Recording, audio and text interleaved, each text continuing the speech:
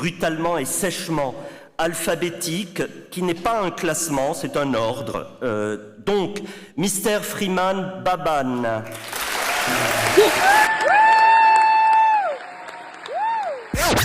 Toutes les frontières sont-elles franchissables? Notre ami camerounais répondrait que oui, lui qui prononce déjà ses discours à l'international. Mais Baptiste n'est pas du même avis. Sortir du vexin sans se vexer est un comble dans sa vie. Il vous répondra que non, toutes les frontières ne se franchissent pas. Nous espérons donc que nos deux orateurs repousseront les frontières de la rhétorique pour nous proposer un duel qui s'annonce d'ores et déjà mythique. Que serait le monde sans ses mers, ses rivières et ses frontières? Que serait le monde sans ses limites, ses délimitations et ses démarcations?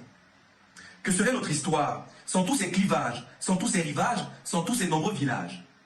Que serait notre histoire si jamais nous n'avions osé le partage? Tiens, c'est bien tout cela. C'est bien tous ces mots noirs et sans espoir. Ce vocabulaire qui n'honore pas l'homme parce qu'il méprise ses héros et ses héroïnes. Très chers membres du jury, je ne vous reconnais donc plus.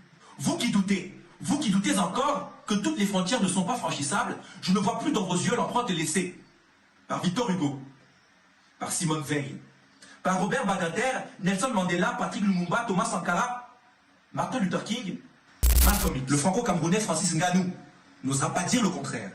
Absolument pas.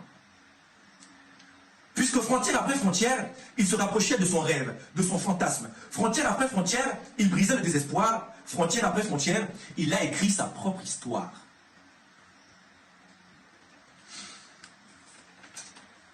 Oui, c'est parfois ça aussi la frontière. L'étape juste avant le succès, juste avant la reconnaissance. Ne vous méprenez pas, cher auditoire. Honorable juré, la frontière aussi peut avoir son lot de mauvaises surprises. Et ça, Aya Nakamura vient de le découvrir à ses dépens. Parce que après la frontière, on n'est plus chez soi. On n'a plus de terre, on n'a plus de repères. On est un peu trop française pour être malienne, on est un peu trop malienne pour être française. On est dépaysé, on est insulté. Par tous. Par tous. Mesdames, messieurs, mais c'est là tout le challenge.